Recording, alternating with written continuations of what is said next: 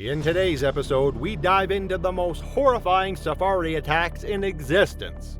From siblings who were attacked by a stealthy Nile crocodile, to a tourist who opened her window triggering a lion attack.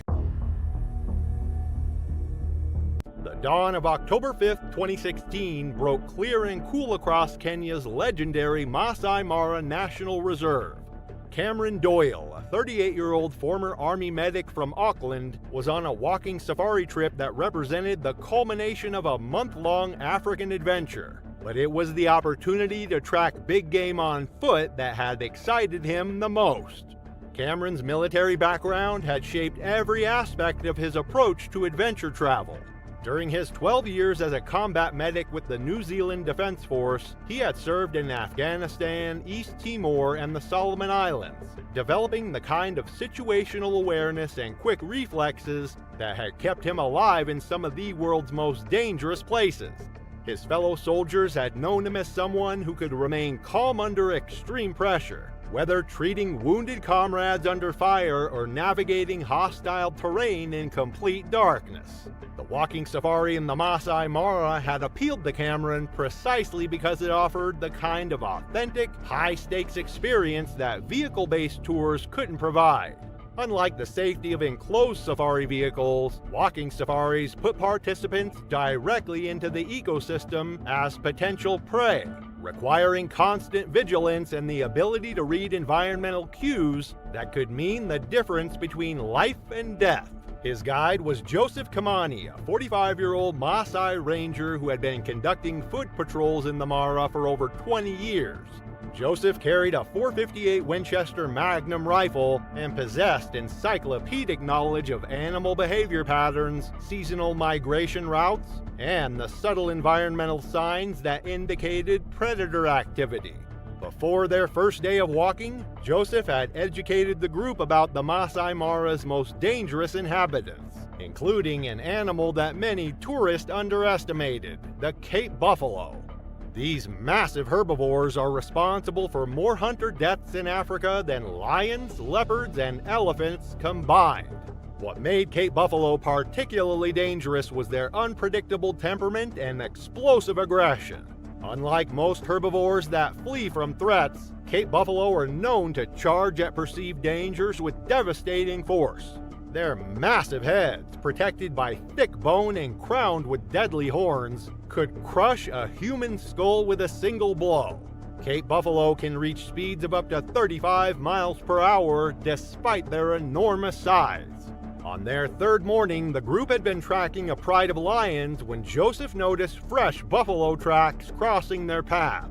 The massive hoofprints and distinctive dung indicated that a small group of Cape buffalo had passed through the area within the past few hours, probably moving toward water sources in the early morning. Cameron's military experience had taught him to analyze intelligence from multiple sources, and he found himself fascinated by the detective work involved in tracking wildlife. While Joseph continued leading the group toward their lion observation point, Cameron lingered briefly to examine the buffalo tracks more closely. What Cameron discovered in the grass beside the main trail captured his complete attention. Mixed in with the older buffalo tracks were much fresher signs. His military training told him this intelligence was significant, indicating that buffalo were much closer than Joseph had estimated. Cameron's fatal mistake was deciding to investigate these fresh signs without alerting Joseph to his discovery.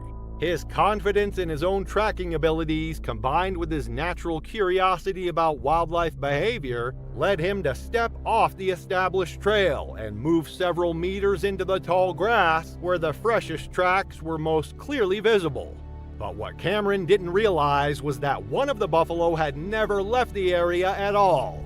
A massive bull, weighing over 1,800 pounds and standing nearly 6 feet at the shoulder, had been resting in the shade of a dense thicket just 30 meters away.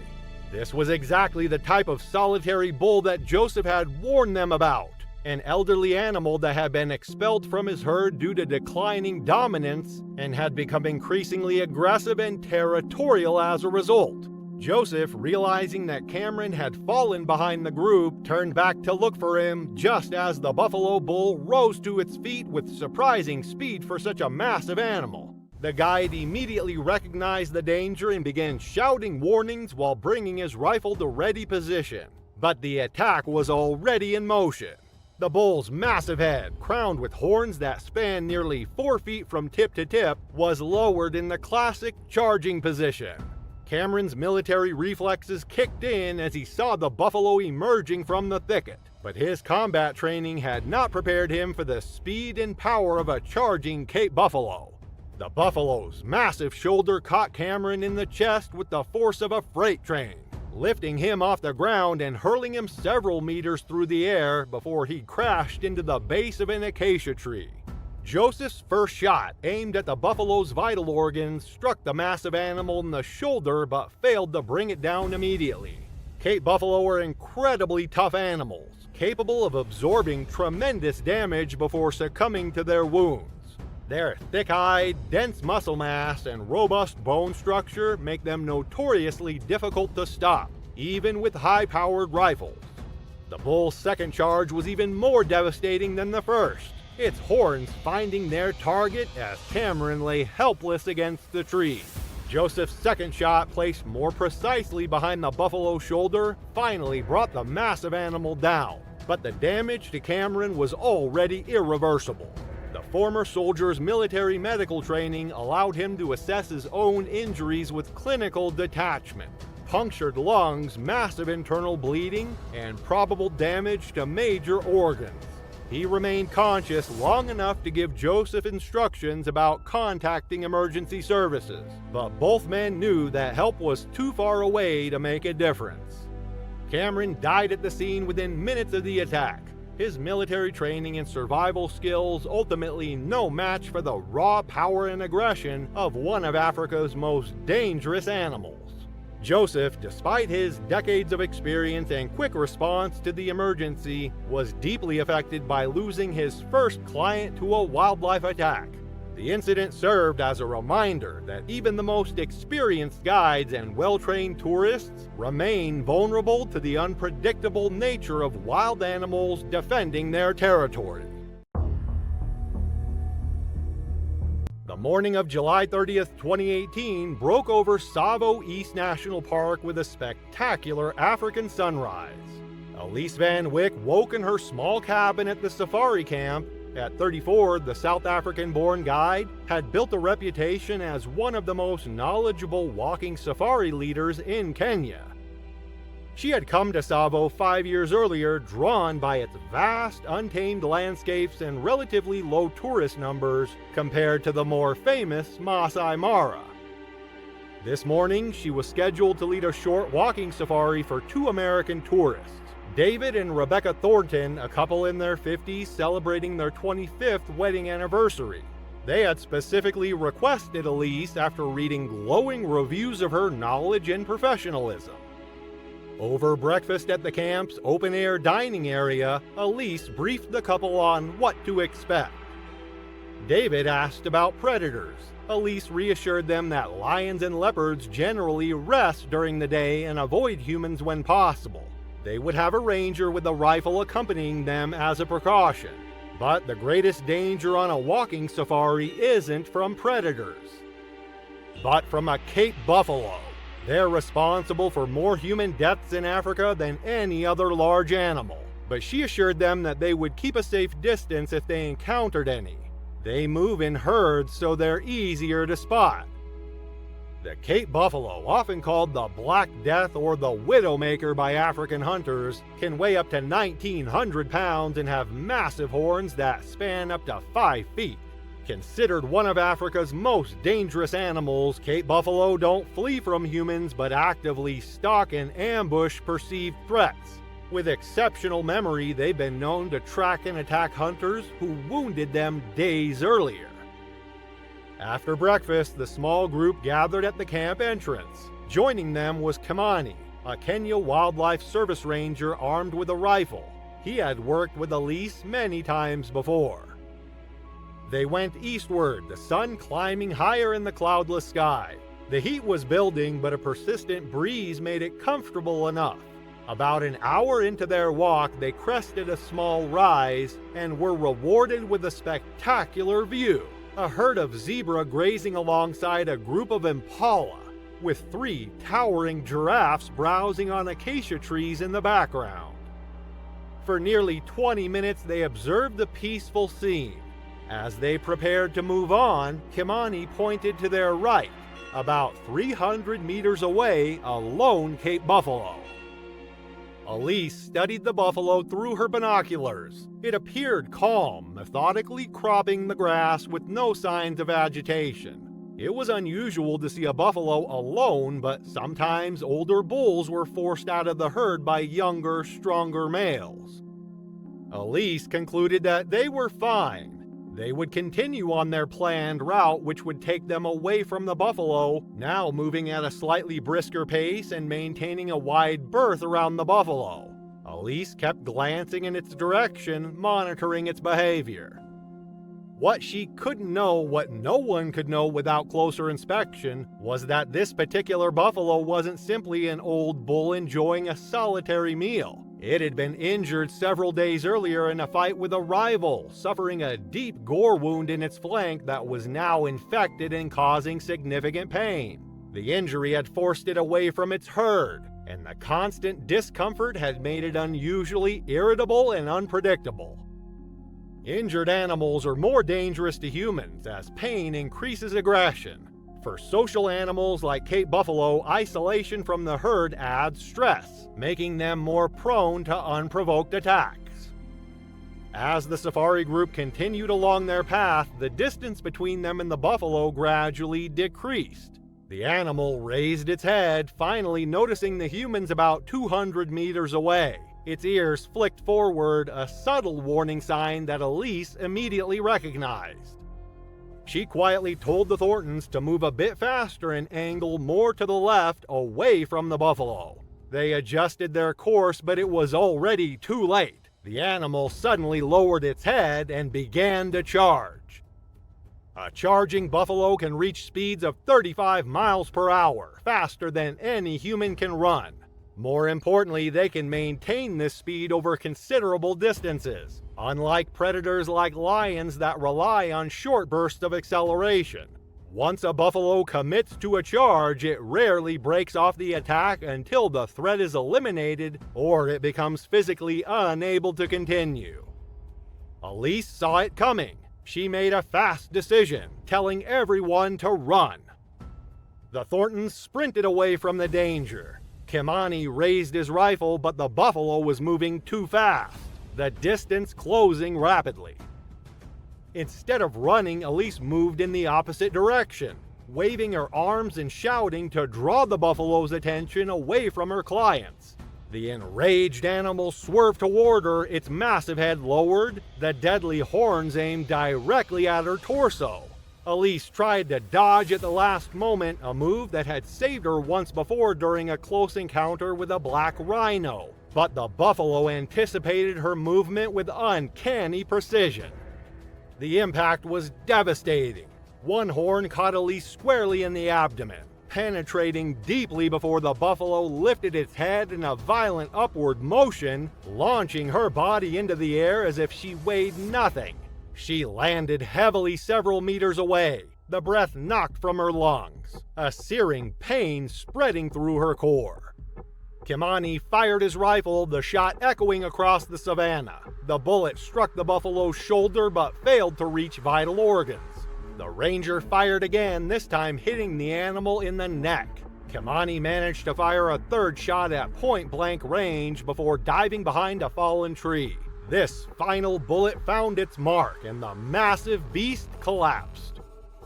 He shouted for the Thorntons to stay where they were as he needed to radio for help. But help, when it came, arrived too late for Elise Van Wyck. By the time the emergency response team reached them in a patrol vehicle, she had already succumbed to massive internal bleeding. Her final conscious act had been to squeeze Kamari's hand and whisper that the animals are worth it. Always worth it. The Thorntons were physically unharmed but deeply traumatized. In the aftermath, Tsavo East National Park implemented additional training for walking safari guides, emphasizing the importance of recognizing signs of injury or distress in potentially dangerous animals. October 26, 2003 was a warm spring day in South Africa's Northwest Province.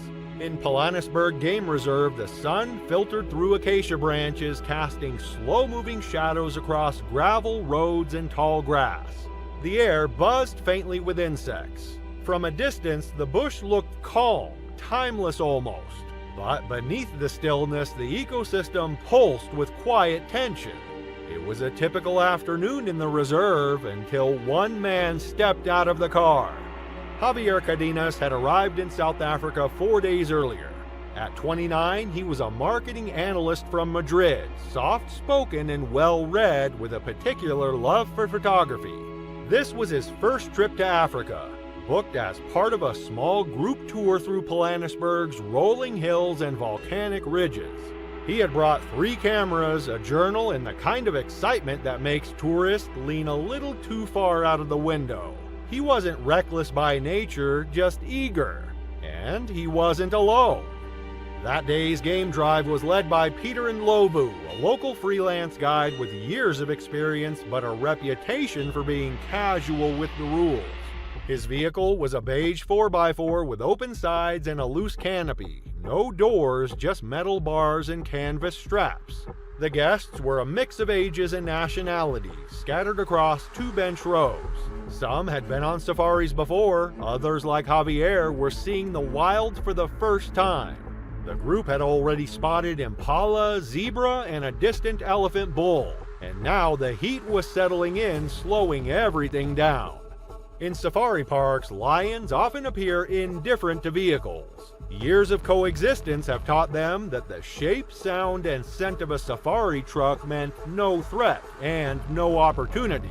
But that calm evaporates the moment a person breaks the frame of the vehicle. To a lion, the human shape outside the car is prey, not part of the landscape. They'd been driving for nearly an hour when someone pointed out a lion resting in the shade of a marula tree, its golden coat blending seamlessly with the dust. Its head was lifted just slightly, eyes half closed, tail flicking lazily. Nearby, a second lion, likely a female, lay pressed against the roots. Peter brought the vehicle to a slow stop about 30 feet away, and cameras quietly emerged as the group settled into a hushed stillness. It was the kind of moment safaris are built around. Javier, eager for a better shot, had already leaned across the side rail twice, frustrated by the glare. Then, without a word, he unlatched the canvas strap, slipped past the metal bar, and stepped onto the ground. Camera in hand, eyes fixed on the lion. It was a baffling decision. Everyone had heard the rules. The lion was just 30 feet away, fully alert and within striking range. But safaris have a strange way of dulling instincts. The longer the animals stay still, the more harmless they seem. For reasons no one could explain, Javier, usually thoughtful, even cautious, chose the worst possible moment to act like the rules didn't apply. Gasps rippled through the group. One woman reached for him, another shouted. Peter turned, clearly caught off guard, but didn't react quickly enough. The lion rose in a single fluid motion and began to approach. Slowly at first, then faster. By the time Peter shouted, the lion was already halfway there. Javier turned, lifting his camera as if to retreat, but he never got the chance. The lion lunged with explosive force, slamming into his chest and driving him backward onto the dirt. Its jaws clamped around his neck, crushing bone and tearing deep into muscle in a single devastating bite. The attack was swift and silent. Within seconds, Javier stopped moving. One hand remained curled around his camera strap. The lion held its grip a moment longer, then released and stepped back, watching. Its tail flicked once more before it turned and walked calmly toward the shade of the tree. Javier lay motionless on the ground, blood soaking into the dust beneath him. By the time Rangers arrived, there was nothing left to do. He was pronounced dead on sight, the injuries catastrophic. His windpipe crushed, artery severed, cervical vertebrae shattered. Rangers formed a perimeter around the scene and quietly escorted the group back to the lodge. Park officials opened an internal interview that same afternoon. Peter was found negligent. While no criminal charges were filed, his guiding license was revoked and he was removed from the reserve's list of approved operators. New policies were quietly introduced, mandatory safety briefings at the start of each drive, reinforced signage inside all safari vehicles, and an updated code of conduct for guides. The new rules were clear. No standing, no leaning out, and under no circumstances was any guest allowed to step out of a vehicle. Javier's body was flown back to Madrid a few days later. His family thanked the park staff for their help. A small service was held in his hometown where friends gathered to share memories, many of them centered around his photos, city streets, mountain trails, family vacations. In places like Pilanesberg, the wild doesn't offer second chances. All it takes is a few steps in the wrong direction and the illusion of safety disappears. On November 12, 2021, dark clouds gathered over Tanzania's Ngorongoro Conservation Area as the short rainy season rolled in. For Anatoly and Elena Petrov, newlyweds from St. Petersburg, the growing storm didn't feel like a warning. It added an edge of wilderness to what was meant to be the most unforgettable journey of their lives. Just 10 days earlier, they had stood in a quiet chapel outside the city, exchanging vows after a 5-year relationship that had carried them through school, hardship, and success. Anatoly, 31, had built a modest tech empire in the wake of the 2017 Bitcoin boom. His charm was quick and unfiltered, and his energy often left people in his orbit breathless. Elena, 29, was precise and calm, a pediatric surgeon who had postponed this honeymoon 3 times to honor her surgical roster. The safari was Anatoly's dream, an escape into nature's raw beauty before settling back into careers and the quiet rhythms of married life. They'd chosen the most exclusive experience available, the Diamond Safari package from Tanzanian Luxury Expeditions. Everything had been arranged to perfection: private lodge, private guide, private vehicle, and a custom itinerary far from the usual tourist routes. The night before, they'd spent hours on the lodge veranda, stargazing over glasses of chilled Chardonnay and tracing their next day's path across a printed map. Anatoly had circled a remote valley known for black rhinos and Cape buffalo. Emmanuel Mkapa, their veteran guide of 15 years, had reviewed the route with them the following morning over breakfast. He'd noticed the sky turning gray at dawn and had hesitated when they discussed the western trails. Steeper, narrower, and more sensitive to rain. But Anatoly had pressed, eager to photograph animals others rarely saw, and Elena had agreed, moved by his enthusiasm and reassured by Emmanuel's confidence behind the wheel. By mid-morning, they'd driven deep into the reserve. The vehicle, a reinforced Land Rover Defender with custom suspension and all-terrain tires, handled the uneven terrain with ease. The first hours were everything they had hoped for. They saw a serval cat stalking silently through the tall grass and caught a rare glimpse of a pangolin emerging from under a tree trunk. A black rhino stood silhouetted on a ridge as if posing for them. Elena leaned into Anatoly's shoulder, her expression lit with awe. Anatoly's camera clicked furiously as he narrated every moment into his own memory. As the clock neared 11:30 a.m., a shift came suddenly. The clouds thickened into a dark ceiling overhead, the wind picked up. A few heavy drops landed on the Defender's windshield, then turned into sheets of rain as a thunderclap rolled across the crater basin. Emmanuel, watching the change with growing unease, tapped his phone screen repeatedly, scanning radar maps. The storm was moving in faster than forecast had predicted. He advised a return. Routes would soon become unstable. Anatoly had asked if there might be time for one last stop. The Buffalo Valley he had marked on the map was just ahead and technically closer than the drive back. Emmanuel relented but warned that if conditions worsened, they'd have to turn around immediately. 15 minutes later, the road beneath them began to transform. The dusty trail turned slick, a thick sludge of red mud. The defenders' tires lost traction on mild slopes, and visibility shrank beneath the curtain of falling rain. As they crept forward, the path narrowed, flanked on one side by rising terrain and on the other by a steep drop into a ravine choked with scrub and broken rock. Emmanuel scanned for a safe spot to turn back. He found a slight opening in the brush, a tight curve with barely enough room to maneuver the vehicle, and began to guide the defender through a slow pivot. The slope beneath them, softened by rain, had already started to give way. As the front tires began to straighten, the ground under the right side collapsed. The defender tipped suddenly, the world outside tilting with it. Emmanuel fought the steering wheel instinctively, attempting to pull the vehicle back to level ground. But the Land Rover's weight shifted and momentum took hold. With a groan of metal and a hiss of wet mud, the vehicle slid sideways off the trail and began a rapid descent down the slope. Inside the cabin, Elena gripped Anatoly's hand with white-knuckled panic. He reached across her, instinctively bracing her body, but they were already beyond control. The first impact jolted the vehicle sideways into a hidden boulder, launching it into a barrel roll. The roof crumpled as they flipped. Seatbelt strained, shards of glass burst inward. On the second rotation, Anatoly's head struck the doorframe with catastrophic force. The angle of the impact snapped his neck instantly. When the defender finally landed at the bottom of the ravine, it came to rest upside down, partially submerged in the water, rushing through the thickening storm runoff.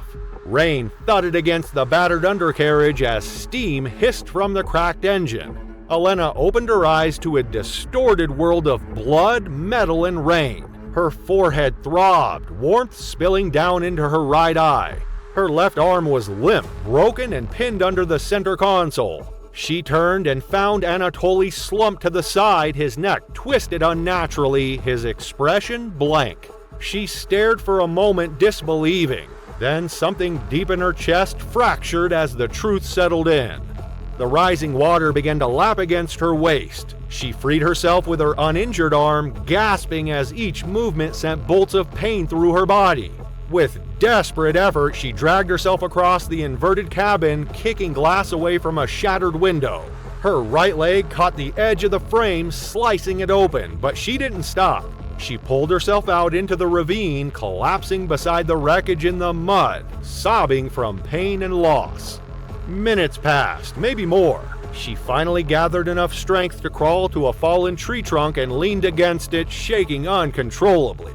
The stream that had been a trickle was now swelling, turning the base of the ravine into a shallow flood. Then she noticed movement across the water. Dark, slow-moving shapes emerged from the mist, at first unrecognizable through the rain and her half-blurred vision. But soon they took form. A herd of Cape buffalo, their shoulders heavy and slick with rain, pushed forward from the bush, moving toward the stream. Elena remained frozen against the tree, remembering Emmanuel's warnings. Buffalo were unpredictable, territorial, and highly reactive to perceived threats. The lead bull, massive and scarred from past battles, stopped at the edge of the water. He sniffed the air, lifting his nose. His gaze swept the ravine, landing directly on her. Elena tried to quiet her breathing, bury the moan rising from her ribs. But her body betrayed her. A gasp of pain escaped, too loud, too human. The bull's head snapped toward her, eyes locking onto the source of the sound. With terrifying precision, he stepped forward, then broke into a charge. The ground shook as he crossed the shallow water. Elena didn't move. She couldn't. The bull struck her midsection with full force, his horns lifting her off the ground and tossing her into the mud. Before she could process what had happened, he was on her again, horns stabbing into her torso, hooves trampling her chest and shoulders, breaking bones with every impact. She faded quickly, her consciousness slipping away as the herd passed over her, indifferent and unrelenting. The search team found the wreckage the following morning. The Land Rover was buried halfway in the mud, its tires jutting skyward.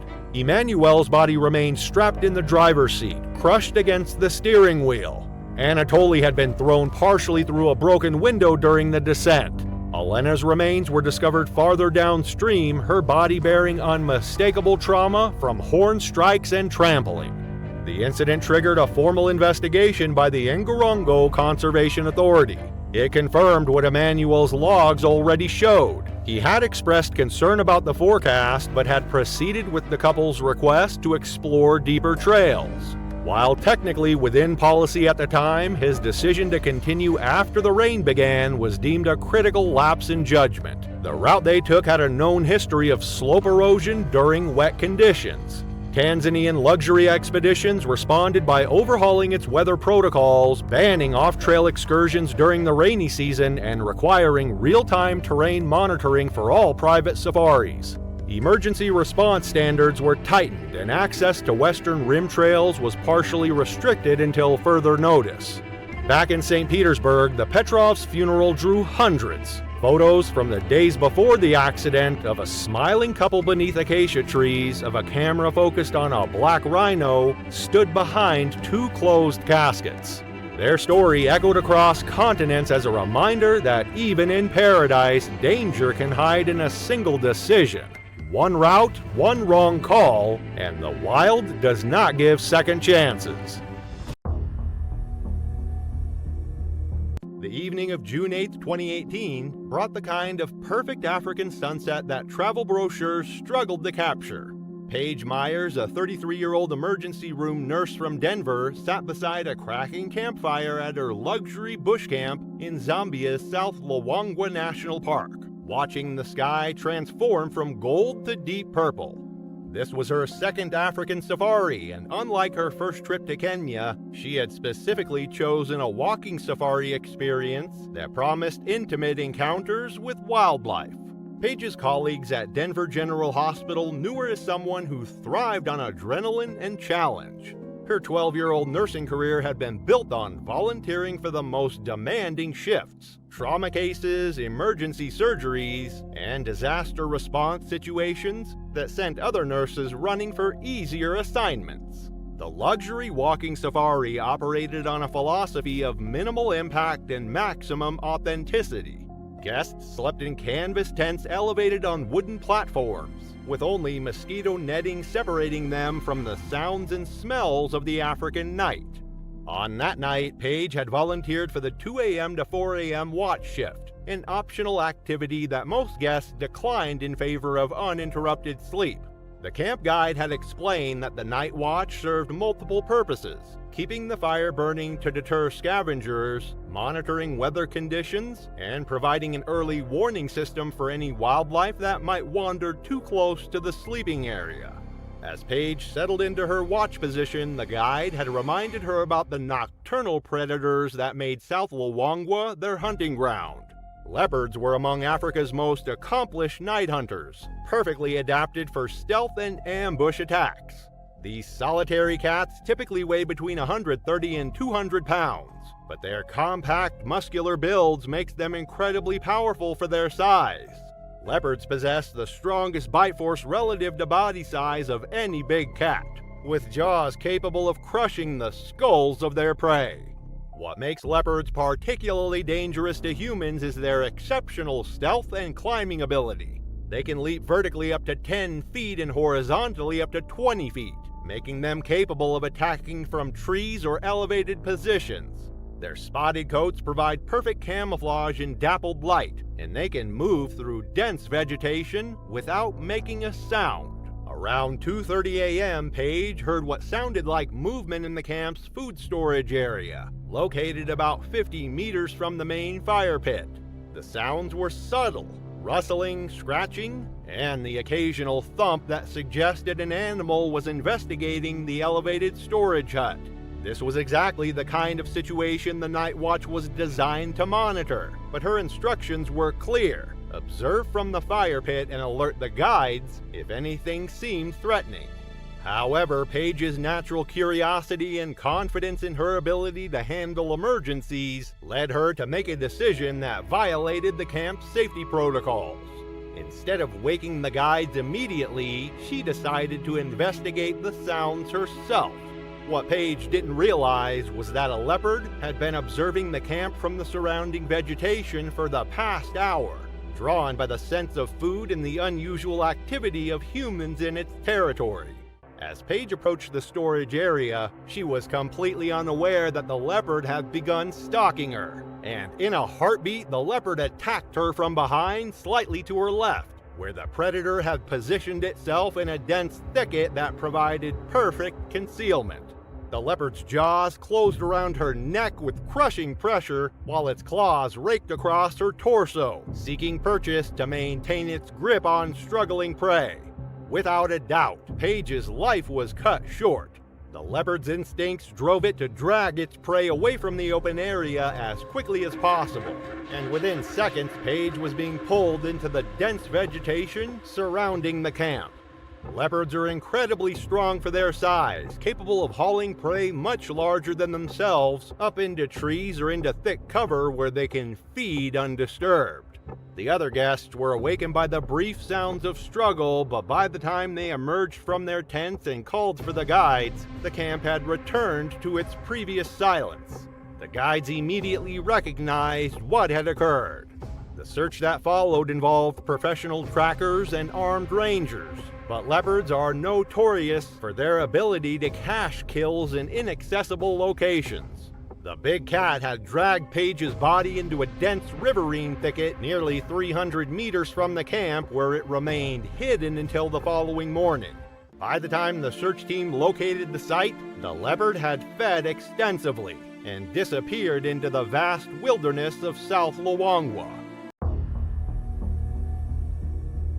On the afternoon of August 2015, the skies over Limpopo province hung heavy with the promise of rain across the private game reserve where Carla Meyer had dedicated the last 15 years of her life.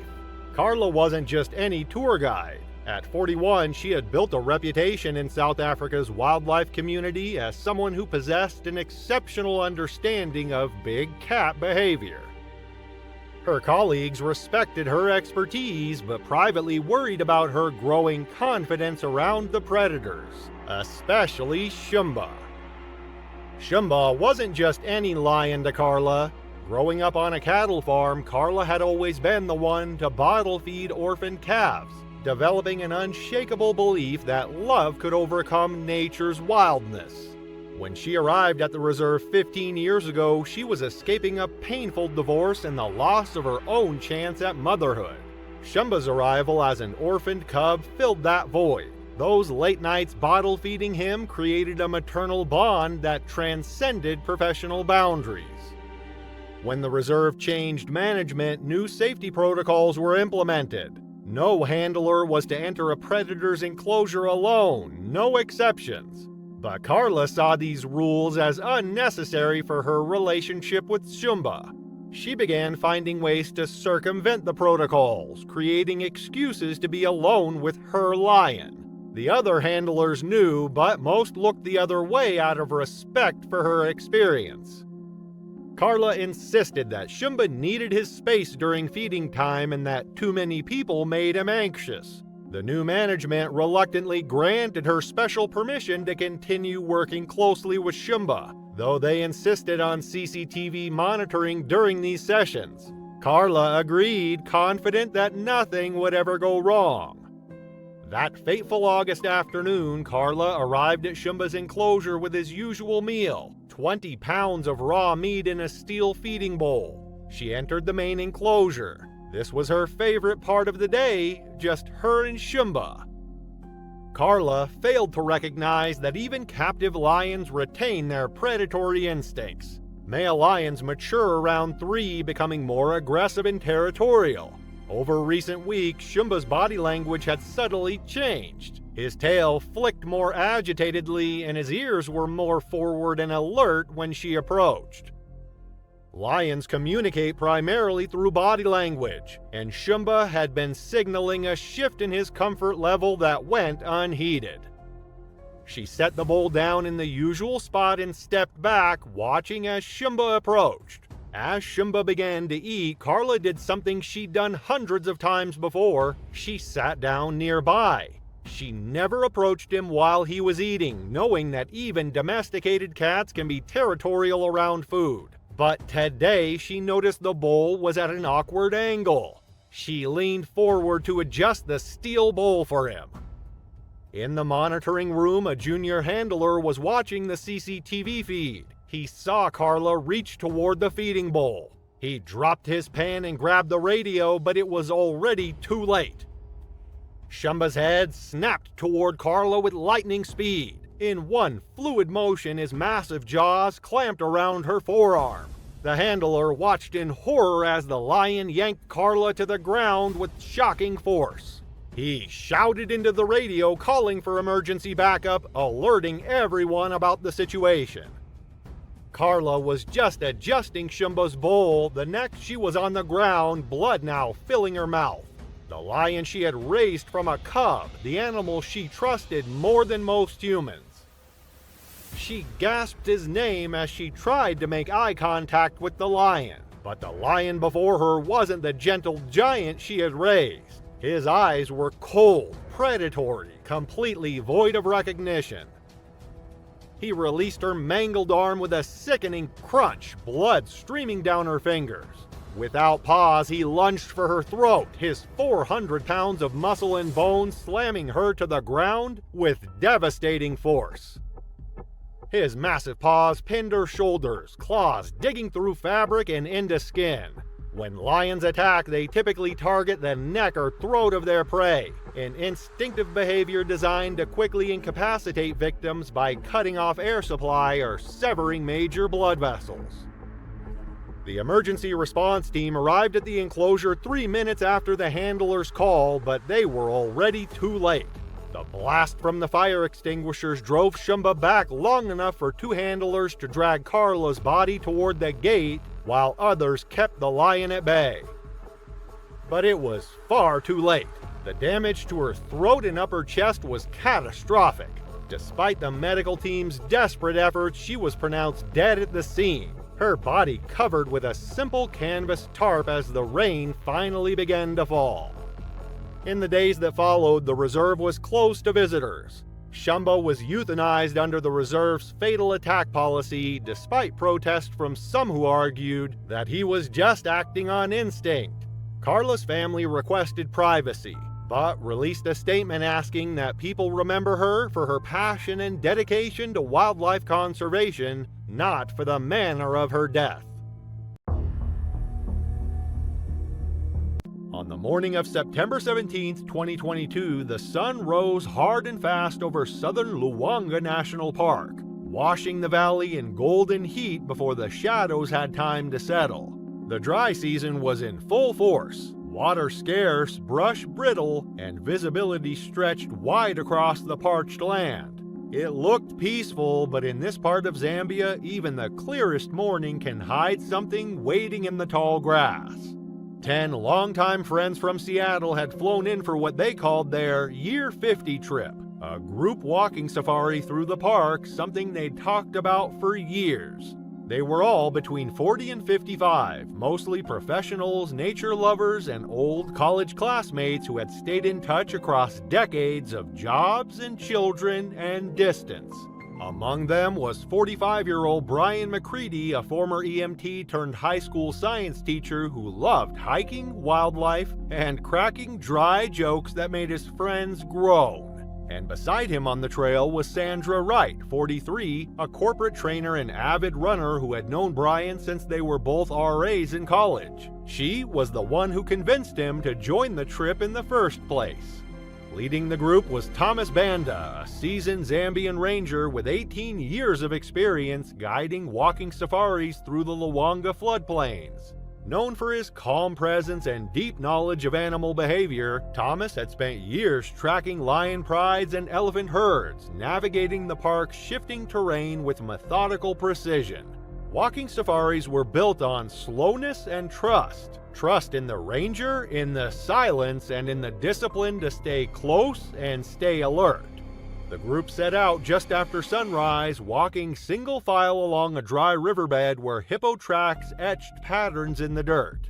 Rifles were carried only by Thomas and his assistant. The rest carried water, cameras, and the easy excitement of being surrounded by real wilderness. After an hour, they spotted a small herd of elephants in the distance, gray silhouettes moving gently across the haze. A few group members trying to get a better look stepped slightly off the trail. It wasn't far, 10, maybe 15 feet, but in the bush, that's all it takes. Thomas signaled for them to stop and regroup, but in those few scattered moments, the line had widened and visibility had broken. From the thicket, a Cape buffalo exploded into view, a massive, dark-bodied bull covered in dust and shadow. It was barely 20 feet from the group when it charged, hooves pounding, head low. Thomas shouted as the line broke apart, but Brian, closest to the brush, was still turning when the buffalo hit him.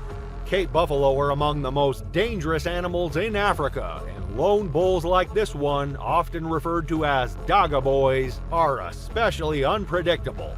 Once separated from the herd, they become more territorial and more likely to attack without warning. Weighing up to 1,800 pounds and capable of charging at over 30 miles per hour, they've earned a reputation for silent, sudden violence. They don't growl, they don't bluff, they wait, and then they strike. The horn caught him just below the ribs, lifting him off his feet before driving him to the ground. The buffalo wheeled and trampled him twice in a blur of hooves and dust. Sandra, just steps behind, was thrown aside by the animal's flank. She landed hard, her arm snapping with the impact. The rest of the group froze in place, stunned and unable to move.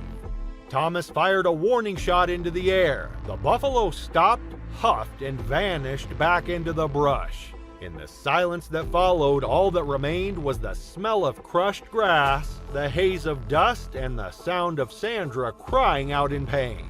Brian's injuries were catastrophic. The buffalo's horn had torn through his chest, collapsing one lung and shattering ribs, while the trampling caused severe internal trauma.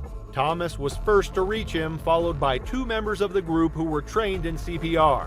They worked together in the dust, doing everything they could while Thomas radioed for help. Sandra, still on the ground nearby with a broken arm, called out for someone to save him. But Brian never regained consciousness. The group stabilized Sandra's arm using strips of clothing and fashioned a stretcher from a folding chair and branches. She was in shock but alert. Thomas led them to a nearby clearing where a helicopter arrived within the hour to evacuate her and retrieve Brian's body. The attack was ruled a tragic accident, an unpredictable ambush caused by a brief lapse in spacing and visibility. Thomas wasn't at fault, but the tour company quietly revised its walking safari protocols. Stricter spacing, mandatory regrouping, and no off-trail deviations. Brian's body was flown home to Seattle the following week. His memorial filled the school auditorium where he'd taught for over a decade. Students, friends, and colleagues shared stories of camping trips, wildlife facts, and quiet kindness that few had ever known to name. His ashes were scattered in the Cascades along the trail he loved most. Sandra gave the final words at the service. She had survived, but she never forgot what it cost. The group ended their trip early and returned home subdued, the thrill of the wild replaced by something quieter. The morning of August 12, 2015 dawned with pristine beauty across Botswana's Okavango Delta. Natalie Rhodes, a 41-year-old documentary producer from London, adjusted her wide-brimmed hat as she settled into the narrow Makoro canoe that would carry her through the crystal-clear channels of this UNESCO World Heritage Site. Natalie's career had been built on her ability to find compelling stories in remote locations around the world. Over 15 years, she's produced award-winning documentaries about everything from Arctic wildlife to Amazon rainforest conservation, always pushing for more authentic and immersive experiences. Her colleagues knew her as someone who was never satisfied with standard tourist experiences, always seeking the untold stories and unique perspectives that separated great documentaries from ordinary travel shows. Natalie's traveling companion was Sarah Mitchell, a wildlife photographer from Manchester who had become her closest friend during their university years. Sarah had invited Natalie on the trip after completing a successful assignment photographing elephants in Chobe National Park, and the two women had planned to spend a week exploring the delta's maze of channels, islands, and lagoons.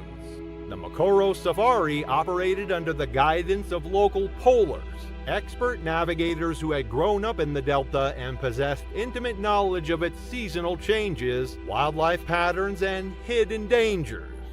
These traditional dugout canoes had been the primary means of transportation in the delta for over 1,000 years. Natalie's polar was Thabo, a 35-year-old local guide whose family had been navigating the delta for generations.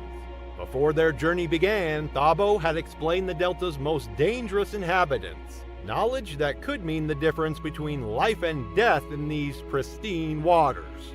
The Nile crocodile was the apex predator of the delta waterways, a living dinosaur that had remained virtually unchanged for over 200 million years.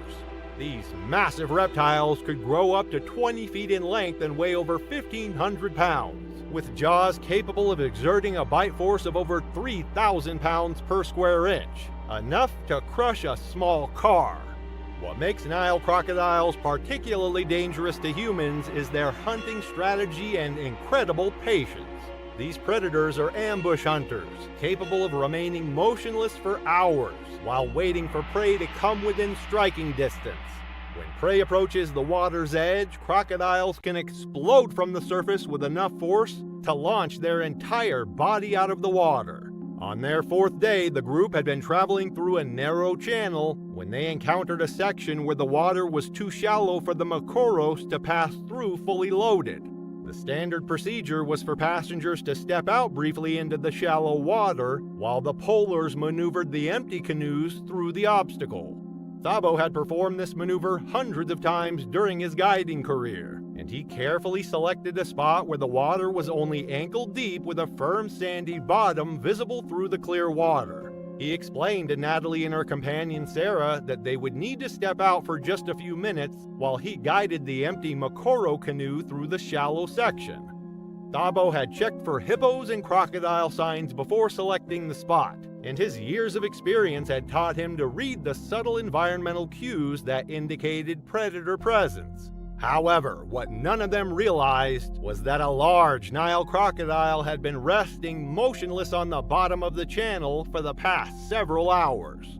The crocodile's presence in this particular channel was not unusual. These predators regularly patrol the delta's waterways.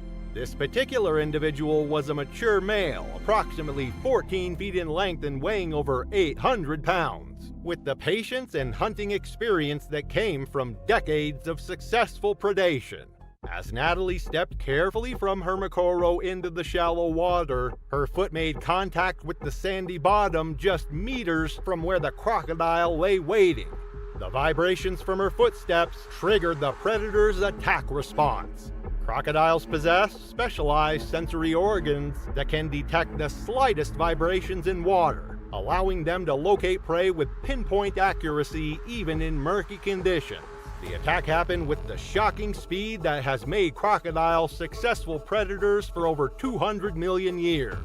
The massive reptile's jaws clamped down on Natalie's right leg just above the ankle. Its 3,000 pounds per square inch bite force crushing bone and severing major blood vessels instantly.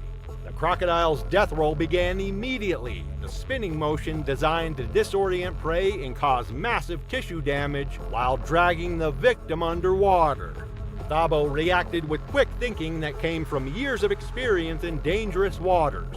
He immediately began striking the crocodile's head and snout with his wooden pole, aiming for the sensitive areas around the eyes and nostrils that might cause the predator to release its grip. Sarah grabbed her paddle and joined the desperate attempt to free Natalie from the crocodile's jaws. But Nile crocodiles are built for exactly this type of encounter. Once their jaws close on prey, the muscles that control their bite are among the strongest in the animal kingdom, designed to maintain their grip even under extreme stress.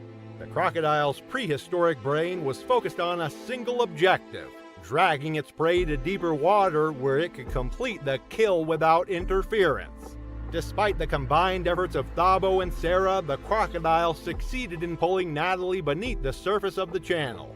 The entire attack had lasted less than 20 seconds, but those seconds had been enough to transform a peaceful documentary research trip into an unthinkable tragedy. Natalie's remains were finally recovered nearly 3 kilometers downstream from the attack site, in a quiet backwater where the crocodile had apparently fed before abandoning the carcass. The discovery brought closure to her family and friends, but also served as a stark reminder of the Delta's hidden dangers.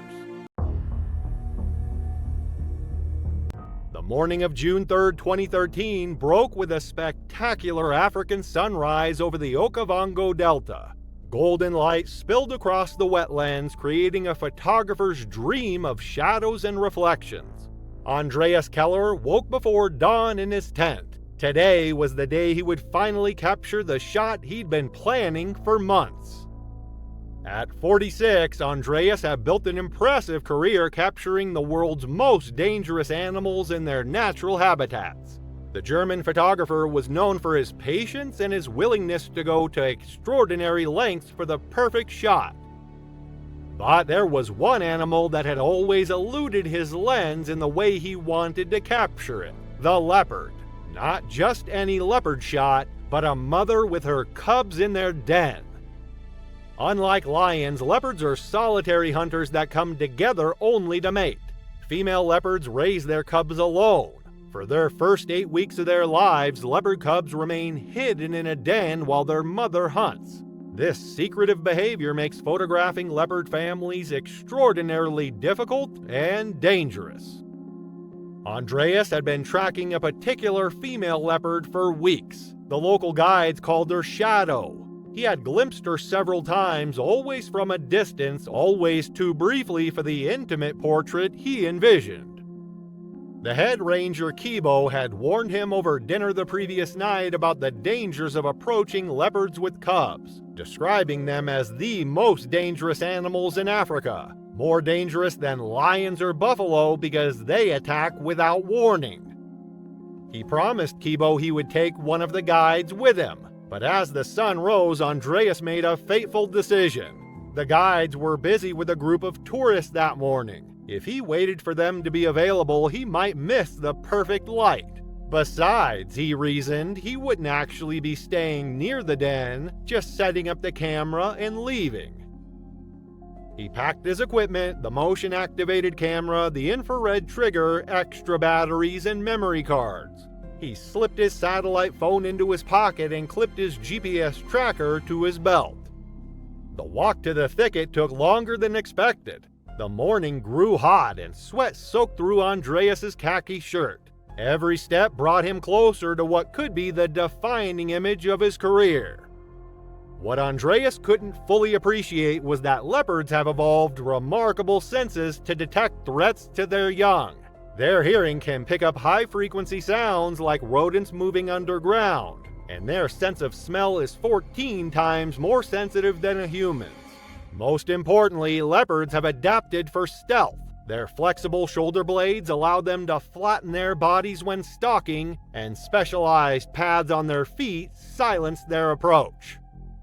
He selected a large acacia tree about 30 yards from where he suspected the den entrance to be, close enough for the camera to capture detail, far enough to hopefully not disturb the leopard. He moved to a second position, setting up another camera to capture a different angle. The setup was complete. Just as he was about to step away, his boot caught on an exposed root. He stumbled forward, creating more noise than intended. The forest had gone completely quiet. No bird calls, no rustling leaves, just a heavy silence that permeated the area. Andreas hurriedly secured his last camera and began to gather his tools. When suddenly a blur of motion dropped from the branches above. There had been no growl, no rustling of leaves, no indication of the leopard's presence until the moment of attack. Leopards are one of the few big cats that regularly hunt from trees, using gravity to add force to their initial strike. They can leap up to 20 feet horizontally and 10 feet vertically, and often position themselves directly above game trails to ambush passing prey. The impact knocked Andreas flat on his stomach. The leopard's jaws clamped down on the back of his neck with crushing force. Andreas's body twisted reflexively, his arm coming up in what appeared to be an instinctive defensive motion. The leopard adjusted its attack, jaws locking around his forearm, teeth penetrating through muscle and contacting bone. The leopard released his arm only to reposition, moving to deliver another bite to the back of the neck. The cameras that Andreas had just set up captured the entire sequence, their motion sensor triggered by the sudden activity. At the ranger station, Kibo was reviewing the morning's patrol schedule when he remembered Andreas's interest in the leopard den. On a hunch, he checked the GPS tracking system, bringing him to a shock after seeing Andreas's GPS appearing in a restricted area.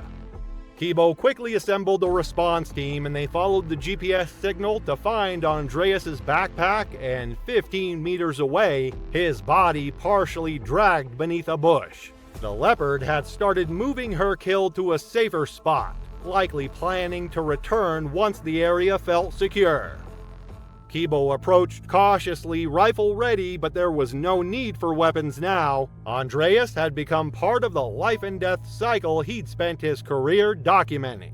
The bite on the back of his neck showed the leopard's distinct crushing bite, designed to sever the spinal cord quickly.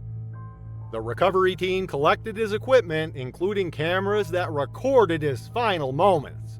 Reviewing the footage later, they found a striking final frame. The leopard standing over Andreas's body, her eyes reflecting the camera flash. It was a tragic yet intimate portrait of the wild leopard he had sought to capture. News of Andreas's death sent shockwaves through the wildlife photography community. Tributes poured in from colleagues and admirers around the world, many acknowledging that while his death was tragic, he died doing what he loved most, pursuing the perfect image of nature in its purest form. The leopard and her cubs were left undisturbed.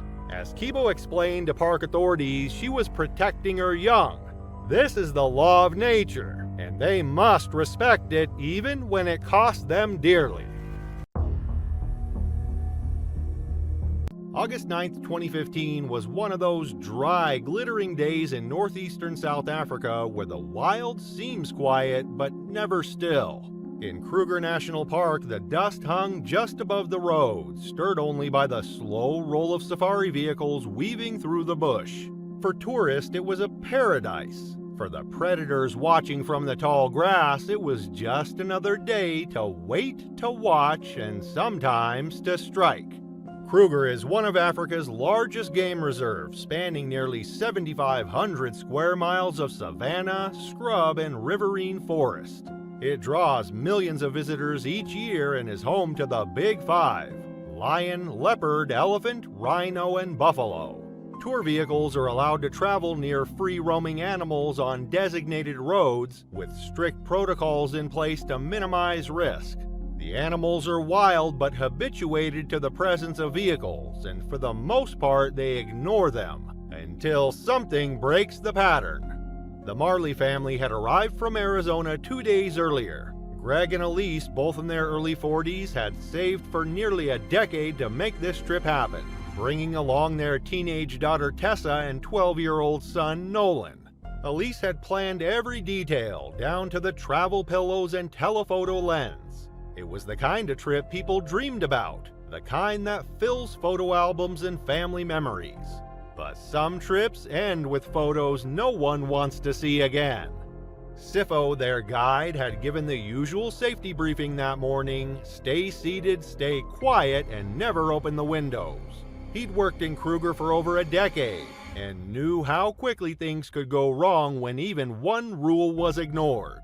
The open-sided Land Cruiser offered excellent visibility, but its sliding glass panes weren't just for comfort, They were the only thing separating tourists from the raw power just beyond the road. Just after 3 p.m., Sifo eased the vehicle to a stop near a pride of lions resting beneath a thicket of acacia trees. 6 lionesses lay stretched across the golden grass, barely stirring, while a massive male sat nearby, his dark mane catching flecks of sunlight.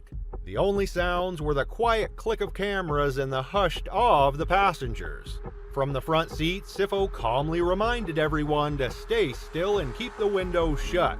The lions looked peaceful, but tension always simmers beneath the surface. To the untrained eye, lions may appear passive in these moments, dozing in the heat, flicking flies from their ears, seemingly indifferent to the presence of vehicles. But African lions are apex predators built for sudden, overwhelming force. A full-grown male can weigh over 420 pounds, stand nearly 4 feet tall at the shoulder, and stretch more than 10 feet from nose to tail. Their jaws can exert a bite force exceeding 650 pounds per square inch, strong enough to snap bone. Designed for ambush, they rely on stealth and short, explosive bursts of speed, capable of reaching 35 miles per hour in just a few strides. Tourists often mistake stillness for safety, but that calm can vanish in a heartbeat. A shifting camera, an outstretched arm, or the soft hiss of a sliding window can break the spell and trigger a lethal reaction. Elise, seated in the front passenger seat, had a clear view, but glare on the glass spoiled her shot. She slid the window open several inches, silently adjusting her lens. That small motion was all it took.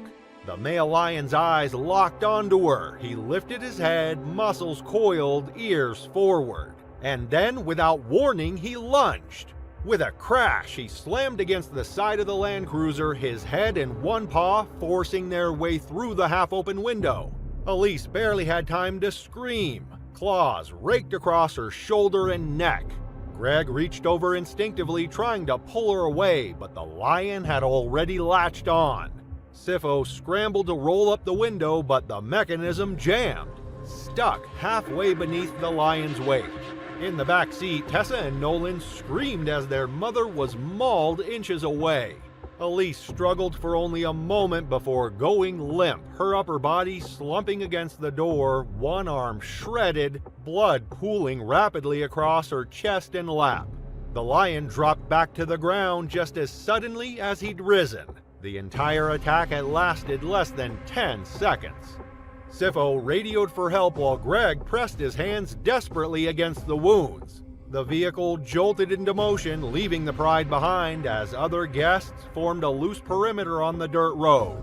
A medevac helicopter arrived within 20 minutes. Elise was still breathing when they lifted her from the seat, but her pulse was fading fast.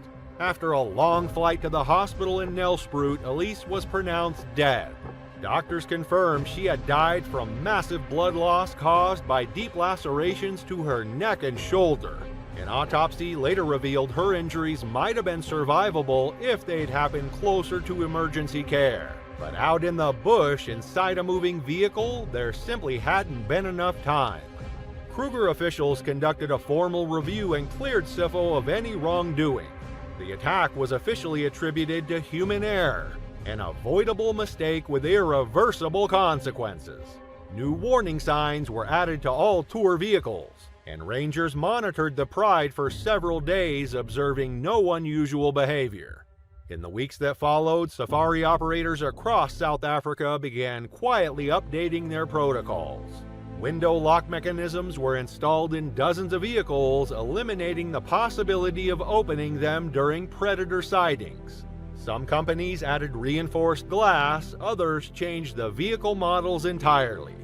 No one could say for certain why Elise had opened the window.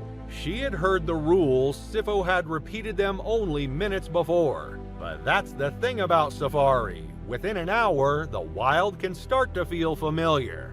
The lions look calm, the guide seems confident, and a metal frame between you and the wild begins to feel like enough. Maybe it was the glare on the glass, maybe she just wanted a better shot. But one small decision to slide the window open just a few inches was all it took. After the trip, the camera Elise had carried was boxed up and placed in a closet back home, alongside the clothes she'd worn that day. No one ever opened it. On July 17, 2022, the Serengeti National Park in Tanzania was experiencing perfect safari weather. Clear skies, moderate temperatures, and wildlife activity at its peak. For 54-year-old Klaus Bergman, a retired engineering professor from Munich, this trip represented the culmination of a lifelong dream. His partner Elise Weber, 51, had surprised him with the safari for his birthday after years of watching wildlife documentaries together in their modest apartment overlooking the Isar River. Klaus had always been methodical and deeply curious, the kind of man who filled shelves with neatly labeled binders of technical journals long after retirement. Reserved but quietly passionate, he developed a love for African wildlife during his university years when he attended a guest lecture on predatory ecology. Ever since, lions and elephants had fascinated him, not just for their strength, but for the precision and intelligence behind their behavior. Elise, on the other hand, was the more intuitive and emotionally attuned of the two. She had worked as a school librarian for nearly 2 decades and had a quiet charm that made children instinctively trust her. While Klaus absorbed technical manuals, Elise favored poetry and memoirs. She was content to let Klaus lead when it came to planning trips or researching camera gear, preferring instead to savor the moment and document their journeys in handwritten travel diaries. They lived in Heidhausen, a historic neighborhood in Munich, in a third-floor flat filled with houseplants, old travel books, and framed photographs from previous adventures across Europe and Asia. The Serengeti trip was meant to be their first and perhaps only adventure into the wild heart of Africa. It wasn't just a vacation, it was a shared milestone, a tribute to everything they had built together over 19 years. What they didn't realize, what no one ever does, is that this would be the last trip they ever take together. Just one more walk, one more morning without knowing it was the end. Klaus had meticulously prepared for this journey, purchasing a Canon EOS R5 specifically for wildlife photography, attending 3 photography workshops, and reading every Serengeti guidebook available. His backpack contained extra memory cards, lens filters, and a notebook where he'd been documenting every species they encountered. The couple had saved for 3 years to afford this premium walking safari experience, choosing Authentic Africa Expeditions for their stellar safety record and small group sizes. Their guide, Joseph Makundi, had led walking safaris for 15 years without incident. That morning, he had conducted the standard safety briefing at the luxury tented camp where the group of 6 tourists had spent the night. He emphasized the importance of staying together, warned against wandering off, and made it clear that in the event of predator encounters, guests were to remain still and follow his instructions without hesitation. He looked each person in the eye as he spoke, silently confirming their understanding. The walking safari had begun at 6:30 a.m., with Joseph leading the way through golden grasslands dotted with acacia trees. By mid-morning, the group had already spotted zebras, giraffes, and a distant herd of elephants. Klaus was ecstatic, his excitement barely containable as he whispered his amazement to Elise. This moment was surpassing everything he had ever imagined. Around 11:15 a.m., the group paused near a small watering hole where a family of warthogs was drinking cautiously. While Joseph was explaining the ecosystem to the other tourists, Klaus noticed a beautiful yellow-billed hornbill perched on a branch about 164 feet away, and in a hushed tone, drew Elise's attention to it. He was eager to capture it, the kind of shot he had envisioned for years. Without alerting Joseph, Klaus and Elise quietly stepped away from the group, moving toward the hornbill with careful, measured steps. Klaus was so focused on framing the perfect photograph that he failed to notice how far they had strayed from the main group. After capturing several shots of the bird, Klaus suggested they return to the group by following what looked like a game trail curving around a cluster of bushes. He was confident that they could rejoin from the other side and reassured Elise, who was beginning to show signs of worry. What Klaus couldn't know was that they had wandered into one of the most dangerous situations possible on an African safari. Hidden in the tall grass beyond the bushes, a lioness was watching her 3 cubs play. The path Klaus and Elise had chosen would place them directly between the mother and her young, a position that would trigger the most primal protective instincts in any predator. At 11:27 a.m., as they rounded the bushes, Elise was the first to notice movement in the grass. 3 lion cubs playing near the bushes. Alarm crept into her voice as she urgently warned Klaus, clutching his arm. She wanted to turn back immediately.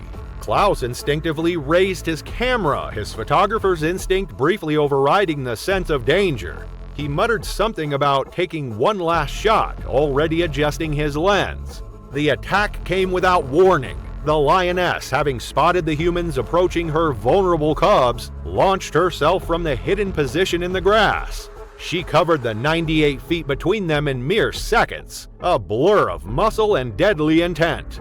Klaus barely had time to lower his camera before 180 kilograms of apex predator slammed into him with devastating force. The impact knocked Klaus backwards, his camera flying from his hands as he crashed to the ground. The lioness's powerful jaws clamped down on his neck, a killing technique perfected over millions of years of evolution. Her canines, designed to sever the spinal cords of zebras and wildebeests, easily penetrated Klaus's flesh.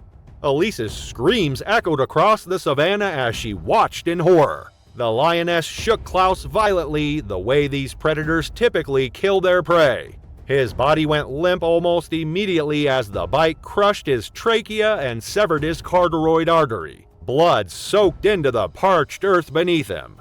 The lioness released Klaus momentarily, her instincts telling her to check on her cubs. In that brief pause, she noticed Elise, who had fallen to her knees in shock. Then the predator turned toward the second potential threat, her blood-stained muzzle low to the ground, muscles tensed for another attack. Elise, paralyzed with fear, could only watch as the lioness approached her with deliberate steps. The predator was just 9 feet away when a sharp crack split the air, a warning shot from Joseph's rifle. The lioness hesitated, torn between protecting her cubs and facing this new threat. Joseph had heard the growl in the distance and sprinted toward the scene, rifle in hand. As he closed the distance, he fired again, louder and closer this time. The lioness, caught between maternal instinct and the advancing danger, snarled but began to back away.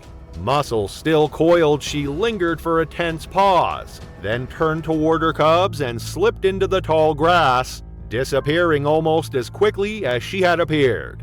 The aftermath unfolded with grim efficiency. Joseph radioed for emergency assistance while attempting to comfort a hysterical Elise, who had sustained deep lacerations to her legs from falling onto thorny brush during the attack.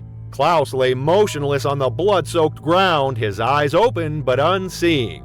The medical team that arrived 30 minutes later could only confirm what Joseph already knew. Klaus Bergman had died almost immediately from catastrophic trauma to his neck and spine.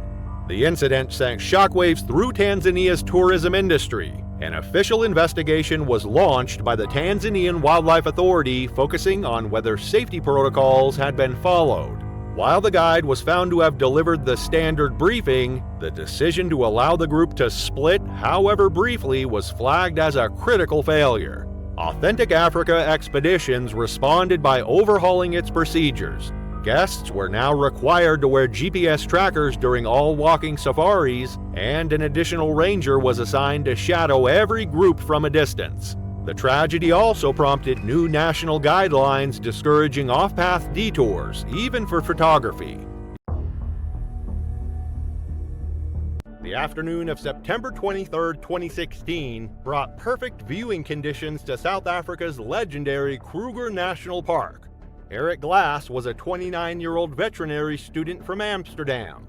This was his final day in Africa after spending 6 transformative weeks volunteering at a wildlife rehabilitation center in Namibia. Eric's journey to Africa had begun 2 years earlier when he decided to specialize in exotic animal medicine during his veterinary studies. Unlike his classmates who focused on domestic animals, Eric was fascinated by wildlife conservation and had spent countless hours studying the behavior and physiology of African mammals.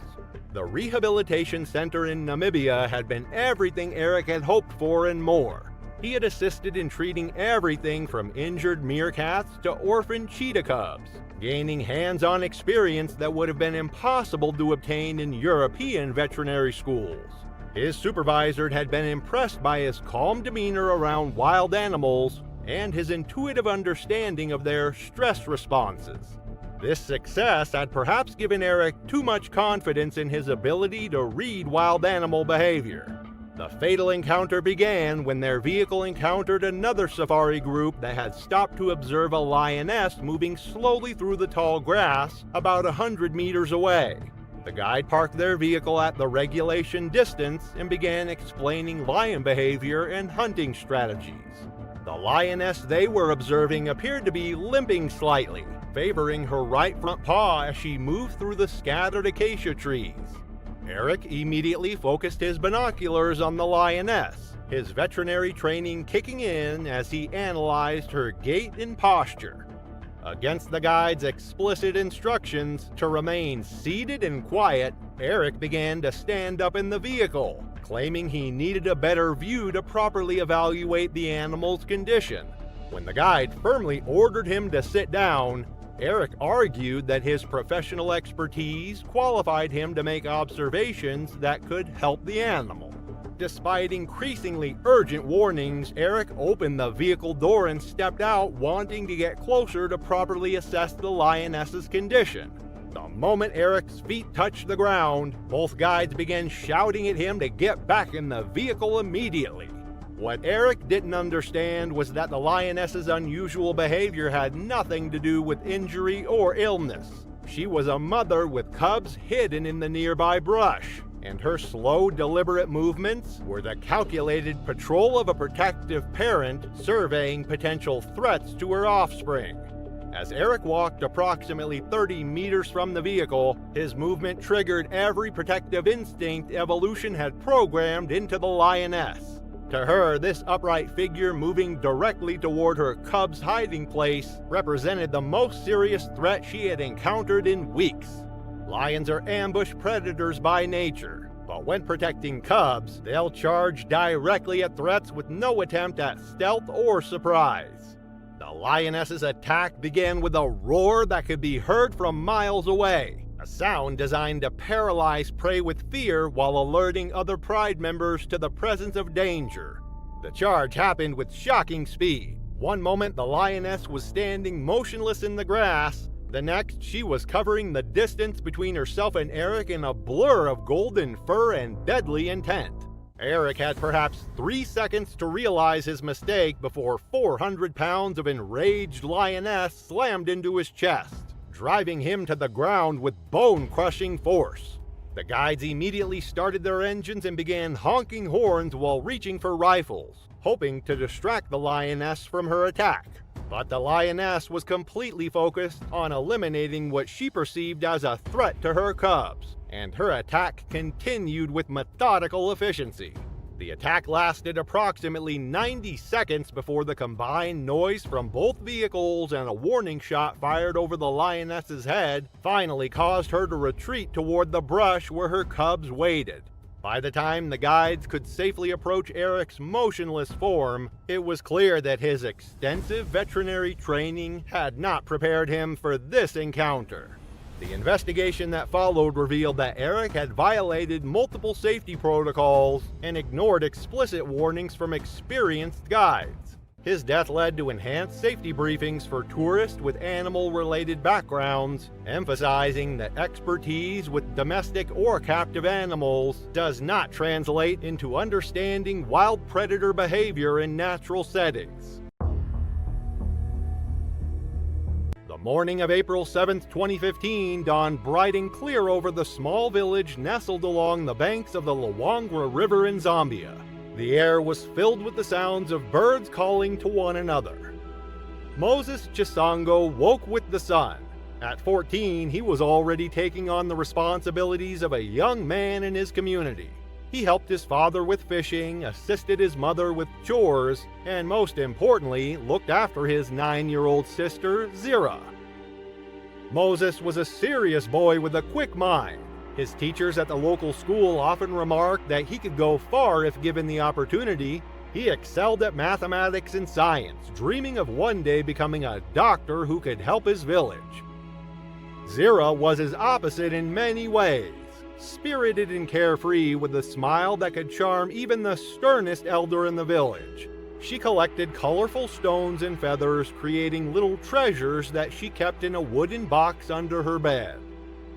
The village had grown alongside a popular safari lodge that attracted tourists from around the world to experience the wildlife of the Luangwa Valley. The relationship was symbiotic. Many villagers worked at the lodge, which also supported the local school and clinic. Their mother, Nakunda, warned them almost daily to stay away from the river. She would remind them that the crocodiles were hungry and clever. The Nile crocodile is one of Africa's most successful predators, unchanged for 85 million years. Adults usually grow between 11 and 16 feet long and can weigh up to 1,650 pounds. With a bite force of 5,000 pounds per square inch, the strongest of any animal, they are 10 times more powerful than a great white shark. Moses understood the danger. Safari guides warned tourists that these massive reptiles could hold their breath for up to 2 hours, waiting motionless for the perfect moment to strike. With eyes, ears, and nostrils on the top of their heads, they can remain nearly submerged while keeping watch. Most chillingly, they possess unmatched patience, sometimes observing potential prey for days before attacking. On this particular April morning, with school closed for a local holiday, the temptation of adventure proved too strong to resist. Zira wanted to go to the river to find more flat stones that skip across the water. Moses knew the dangers, but they had done this multiple times before. Whenever they go out to find rocks, Zira would always stay at the high bank, away from the waters. Their mother was visiting a sick relative in a neighboring village and wouldn't return until evening. Their father was working at the safari lodge, helping to repair one of the guest cabins. The children left a note saying they were going to play near the big baobab tree, not exactly a lie, but not the full truth either. The walk to the river took about 20 minutes. The Luangwa River had a pod of hippos, mostly submerged, with just their eyes, ears, and nostrils visible above the surface. What the children couldn't see were the predators that made this river one of the most densely populated crocodile habitats in Africa. Moses led his sister to a spot on the high bank where they could hang out while looking for rocks. Zira was intensely looking for skipping stones while Moses kept watch and also looked for rocks. But something caught Zira's eyes, a rock near the water's edge. She went near it. Suddenly, the river exploded in a splash and a massive crocodile lunged with terrifying speed. It clamped around Zira's leg, causing a sharp sound. Crocodiles strike with astonishing speed, up to 20 miles per hour in water, using their powerful tails to propel forward. Zira's scream of terror and pain tore through the peaceful morning. Moses watched in horror as his sister was yanked off her feet, the crocodile already beginning its death roll, the instinctive spinning motion that crocodilians use to dismember prey too large to swallow whole. Moses dropped his rocks and without hesitation he ran to grab his sister, forgetting the dangers that were in the waters. The crocodile had dragged Zira several meters from shore, but the water was still shallow enough for Moses to reach them. Momentarily, the crocodile released its grip on Zira's mangled leg, and she began to crawl desperately toward the shore, leaving a trail of blood in the water. Moses tried to help her.